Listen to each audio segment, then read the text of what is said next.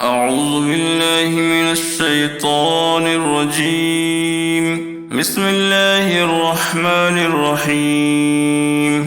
والوالدات يرضعن أولادهن حولين كاملين لمن أراد أن يتم الرضاعة، وعلى المولود له رزقهن وكسوتهن بالمعروف، لا تكلف نفس إلا وسعها، لا تضار والدة بولدها ولا مولود له بولده، وعلى الوارث مثل ذلك، فإن أراد فصالا عن تراض منهما وتشاور فلا جناح عليهما. وإن أردتم أن تسترضعوا أولادكم فلا جناح عليكم إذا سلمتم ما آتيتم بالمعروف، واتقوا الله واعلموا أن الله بما تعملون بصير. والذين يتوفون منكم ويذرون أزواجا يتربصن بأنفسهن أربعة أشهر وعشرا، فإذا بلغن أجلهن فلا جناح عليكم فيما فعلن في أنفسهن بالمعروف، والله بما تعملون خبير. ولا جناح عليكم فيما أرستم به من خطبة النساء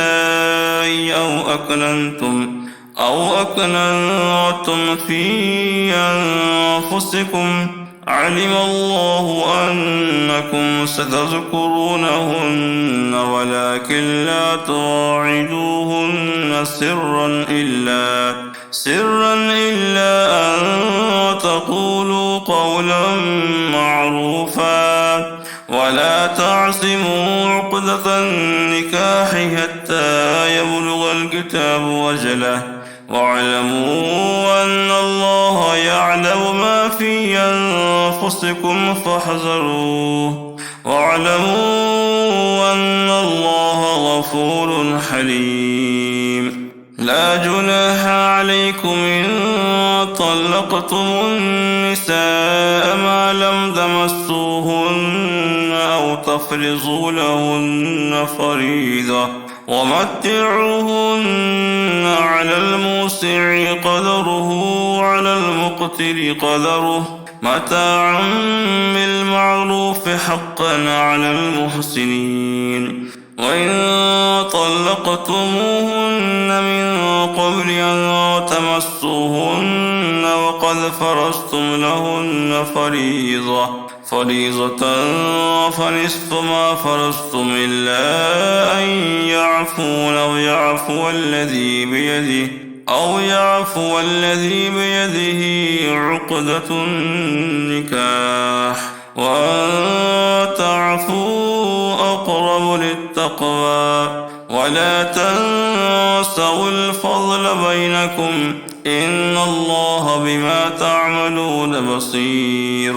حافظوا على الصلوات والصلاة الوسطى وقوموا لله قانتين، فإن خفتم فرجالا أو ركبانا، فإذا أمنتم فاذكروا الله كما علمكم ما لم تكونوا تعلمون. والذين يتوفون منكم ويذرون أزواجا وصية لأزواجهم متاعا إلى الحول غير إخراج، فإن خرجن فلا جناح عليكم فيما فعلن في أنفسهن من معروف، والله عزيز حكيم. وللمطلقات متاع بالمعروف حقا على المتقين،